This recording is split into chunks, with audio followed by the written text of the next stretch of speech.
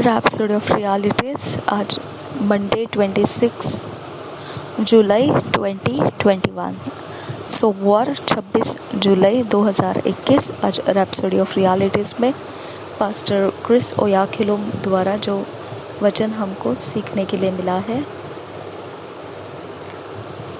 1 Peter 3 chapter 9 verse. पहला पत्रस 3 अध्याय 9 वचन के आधार से आज का विषय है वॉकिंग इन ब्लेसिंग्स, आशीषों में चलना। वॉकिंग इन ब्लेसिंग्स, आशीषों में चलना। हम वचन के आधार से इस विषय को सीखेंगे। 1 पीटर 3 चैप्टर 9 वर्स।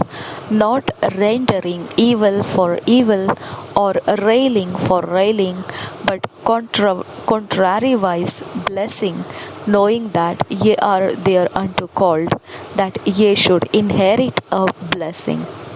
और एक बार पढ़ेंगे 1 Peter 3 chapter 9 verse. Not rendering evil for evil for or railing for railing, but contrariwise blessing, knowing that ye are thereunto called, that ye should inherit a blessing. पहला पत्रस 3 अध्याय 9 वचन हिंदी में पढ़ेंगे BSI बाइबल में से। इसलिए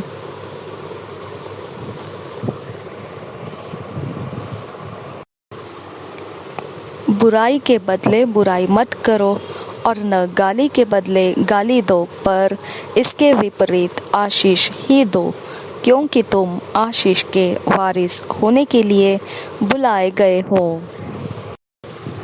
पहला पत्रस 3 अध्याय 9 वचन और एक बार पढ़ेंगे।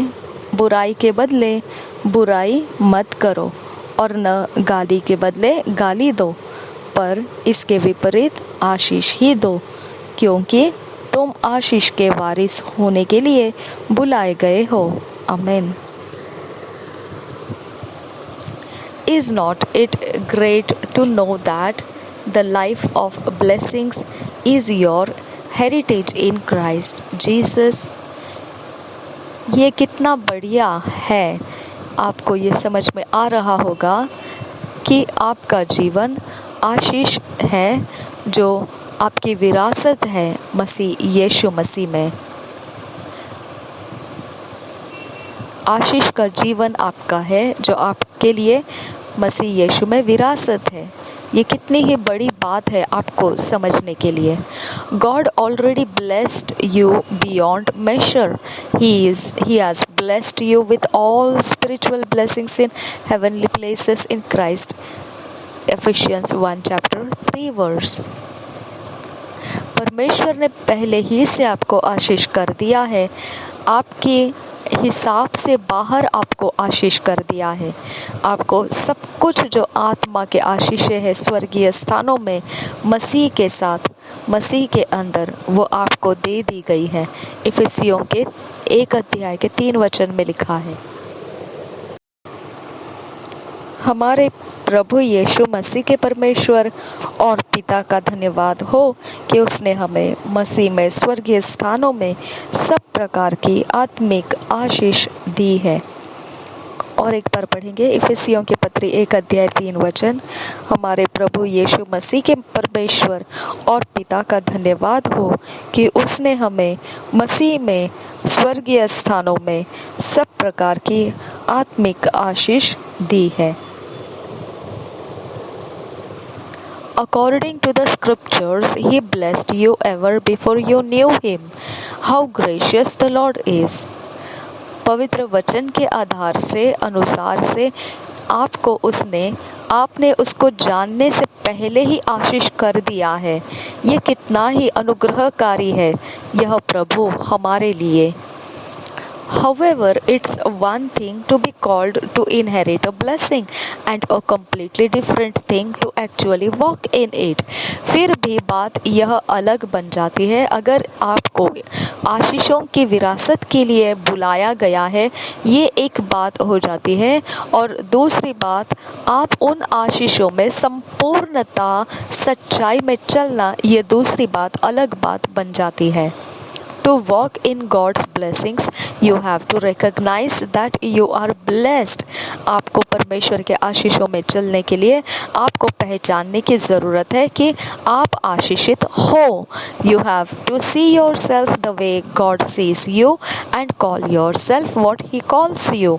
आपको अपने आप को ऐसा ही देखना चाहिए जैसा परमेश्वर का तरीका है आपको देखने का, और आप अपने आप को ऐसे ही बुलाना चाहिए जैसे परमेश्वर आपको बुलाता है.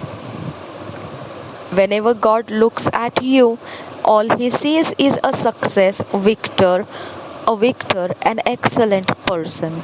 In 1 Peter 2 chapter 9 verse Amplified Classic Version, he says, "But you are a chosen race, a royal priesthood, a dedicated nation, God's own purchased, special people, that you may set forth the wonderful deeds and display the virtues and perfections of Him who called you out of darkness into His marvelous light." वह आपको सफलता होकर देखता है, वह आपको विजेता होकर देखता है, आपको उत्कृष्ट इंसान होकर वह एक व्यक्ति होकर देखता है. और ऐसे ही आप पहले पत्रस 2 अध्याय के 9 वचन अगर इंग्लिश में विस्तारित बाइबल में पढ़ते हैं तो हमारे BSI बाइबल में वही वचन इस प्रकार से लिखा है. वह कहता है, पहला पत्रस का 2 अध्याय का 9 वचन,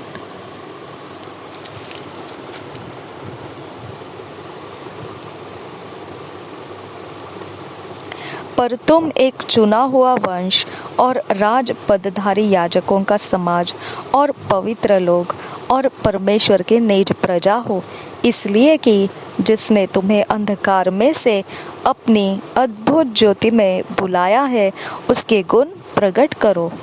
और एक बार पढ़ेंगे पहले पत्रस 2 अध्याय का 9 वचन, पर तुम एक चुना हुआ वंश और राज पदधारी याजकों का समाज और पवित्र लोग और परमेश्वर की निज प्रजा हो, इसलिए कि जिसने तुम्हें अंधकार में से अपने अद्भुत ज्योति में बुलाया है उसके गुण प्रकट करो.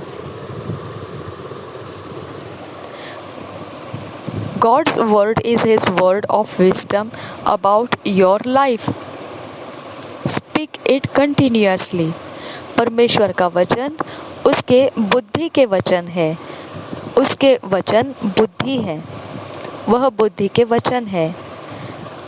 आपके जीवन के विषय में लगातार उसे बोलते रहिए. परमेश्वर का वचन परमेश्वर के बुद्धि के वचन है, उसके अपने बुद्धि के उसके वचन है. आपके जीवन के विषय में उसे लगातार बोलिए. 1 Corinthians 2 chapter 12-13 says, "Now we have received not the spirit of the world, but the Spirit which is of God, that we might know the things that are freely given to us of God, which things also we speak." पहले कुरिन्थियों 2 अध्याय के 12-13 वचन कहता है,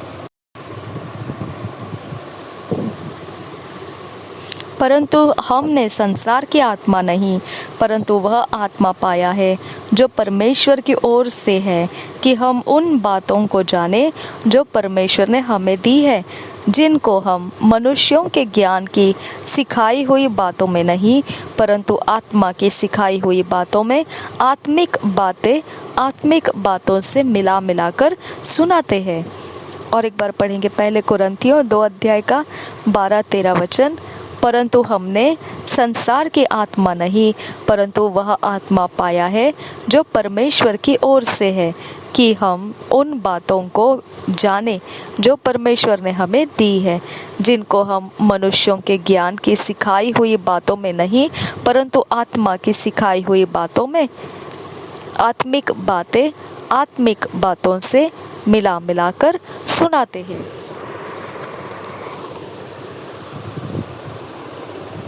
Your affirmation of blessings establishes them in your life.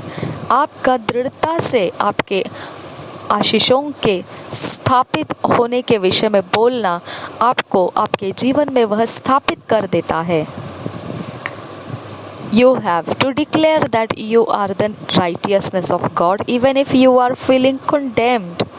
अपने आप को आप दोषी ऐसे भावना से भरे हुए हो तो भी आपको अपने आप को यही घोषणा करना चाहिए कि आप परमेश्वर की धार्मिकता हो. You have to declare that you have and live in divine health even if you are feeling a pain in your body. अगर आपके शरीर में दर्द है, दुख है, आपको महसूस हो रहा है, फिर भी आपको यही घोषणा करना है कि आपके पास और आप जी रहे हैं ईश्वरीय सेहत में. आपके पास ईश्वरीय सेहत है और आप उसी में जी रहे हैं. Always declare your state and estate in Christ. अपने आप के विषय में हमेशा घोषणा कीजिए जो यीशु मसीह के बारे में बताया गया है.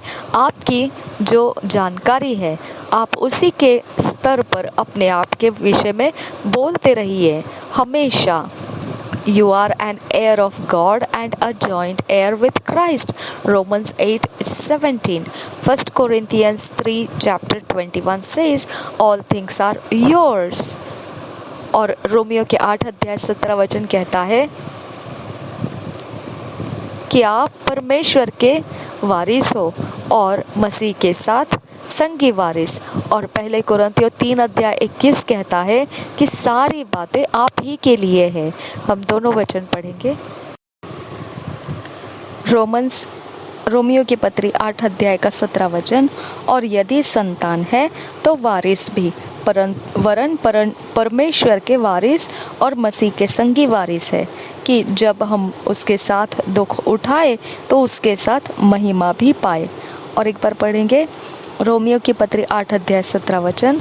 और यदि संतान है तो वारिस भी, वरन परमेश्वर के वारिस और मसीह के संगी वारिस है कि जब हम उसके साथ दुख उठाए तो उसके साथ महिमा भी पाए. उसी तरह से पहला कुरिन्थियों 3:21 कहता है, इसलिए मनुष्यों पर कोई घमंड न करे क्योंकि सब कुछ तुम्हारा है. और एक बार पढ़ेंगे पहले कुरिन्थियों 3:21. इसलिए मनुष्य पर कोई घमंड न करे क्योंकि सब कुछ तुम्हारा है. You have been called to a life of glory, honor, dominion and power. Know it, affirm it and walk accordingly. आपको बुलाया गया है महिमा के जीवन के लिए, आदर, प्रभुता और सामर्थ्य के जीवन के लिए. उसे जानिए, उसमें दृढ़ हो जाइए और उसी के अनुसार चलिए.